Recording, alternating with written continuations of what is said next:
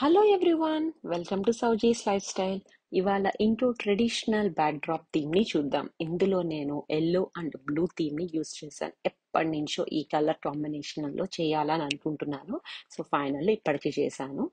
ఇక్కడ నేను back drop stand పెట్టుకొని బ్లూ కలర్ మధ్యలో టూ ప్యానల్స్, అవి టూ ప్యానల్స్ని సేఫ్టీ పిన్స్తో కానీ వెల్క్రోతో కానీ అటాచ్ చేసుకోవాలి. సో సైడ్ వచ్చి నేను ఎల్లో కలర్ డ్రేప్స్ యూస్ చేస్తున్నాను. ఇక్కడ వెల్క్రో కానీ లేదు అంటే సేఫ్టీ పిన్స్ ని నీట్ గా బ్యాక్ నుంచి పెట్టుకోవచ్చు. ఇక్కడైతే నేను వెల్క్రోని యూజ్ చేశాను.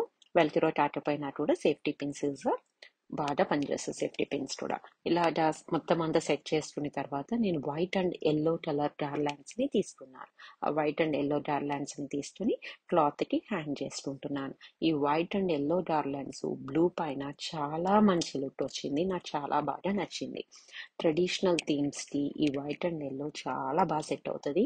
అందరం మనం బ్లూ పైన వేస్తున్నాం కదా, సో ఇంకా చాలా బాగా సెట్ అయినట్టు అనిపించింది. మొత్తం మనం అనుకున్నట్టు అన్ని గార్లాండ్స్ ని కూడా ముందున ఇక్కడ ఫస్ట్ సెట్ చేసుకోవాలి. నేను ఇక్కడ ఏం చేస్తున్నాను అంటే ఫస్ట్ సైడ్ గార్లాండ్స్ ని సెట్ చేసుకుంటున్నా. సైడ్ గార్లాండ్స్ అయిన తర్వాత నేను జంబో తోరణాన్ని పైన పెడతాను. జంబో తోరణ్ వచ్చి అది లైట్ గ్రీన్ కలర్ లో ఉంటది. ఆ గ్రీన్ కలర్ తోరణ్ వచ్చి 4 feet ఉంటది. సో నా దగ్గర 2 ఉన్నాయి అవైలబిలిటీ. సో ఇక్కడ నేను 8 feet బ్యాక్ డ్రాప్ స్టాండ్ పెట్టాను. సో నేను మిడిల్లో ఆ రెండింటిని ముందునే అటాచ్ చేసేసుకుని సో తర్వాత నేను బ్యాక్ డ్రాప్ కి పెడుతున్నా. బ్యాక్ డ్రాప్ కి అవి ఎలా అటాచ్ చేస్తున్నాను అని అంటే ఆ తోరన్ ఎడ్జ్ లో రింగ్ లాగా ఉంటది. ఆ రింగ్ నుంచి జిప్ టైని ఆ ఎల్లో డ్రేప్ ని కొంచెం పక్కకి జరిపి నేను అక్కడ జిప్ టై వేస్తున్నా. సో బోత్ సైడ్స్ అలా వేసినా కూడా మనకి కిందకి వస్తుంది. సో మనం ఈ బ్లూ డ్రేప్స్ కూడా 2 panels కదా, అక్కడ కూడా కొంచెం గ్యాప్ వస్తుంది. కాబట్టి అక్కడ ఏం చేయాలి అంటే మన జంబో తోరణి మిడిల్ దగ్గర తీసుకుని అక్కడికి పైకి పెట్టి జిప్ టై వేసి గట్టిగా లాగితే అప్పుడు రెండు వైపులా కూడా జిప్ టై వేసాం. మిడిల్లో కూడా వేయడం వల్ల స్ట్రైట్ గా నిలబడుతుంది. ఇప్పుడు నేను గణేశాని పెట్టాలి. గణేశాకి పెట్టే దగ్గర నేను అక్కడ ఎక్కడైతే పెడదాం అంటున్నానో ఆ 2 డ్రేప్స్ దగ్గర ఆల్రెడీ సేఫ్టీ పిన్స్ పెట్టాను కదా. సేఫ్టీ పిన్స్ నుంచి ఇక్కడ నేను గణేశాన్ని అట్లా ఒక స్ట్రింగ్ పెట్టుకుని గణేషకి ఈ స్ట్రింగ్ నుంచి ఆ పిన్ లోకి దూర్చి ట్విస్ట్ చేయాలి.